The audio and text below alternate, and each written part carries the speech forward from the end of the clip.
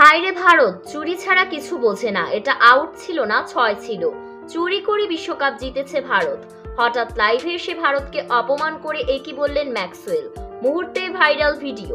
দর্শক, প্রথমবারের মতো কোনো বিশ্বকাপের ফাইনাল চূড়ান্ত সাফল্যের একেবারে তীরেও পৌঁছে গিয়েছিল দক্ষিণ আফ্রিকা।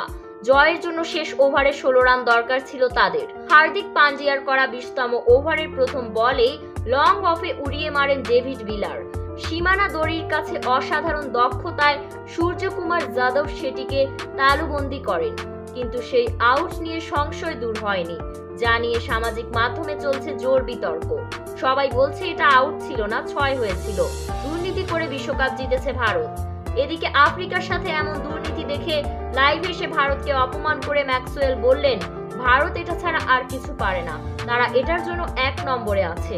মিলারের আউটটা হয়নি, এটা 6 ছিল, কেননা প্লেয়ার দাগে লেগে গিয়েছিল, কিন্তু দুর্নীতি করে আউট দিয়েছে আম্পায়ার। প্রিয় দর্শক, আপনাদের মতামত কি? এটা আউট ছিল নাকি 6? জানিয়ে দিন ভিডিওর কমেন্ট বক্সে। ধন্যবাদ।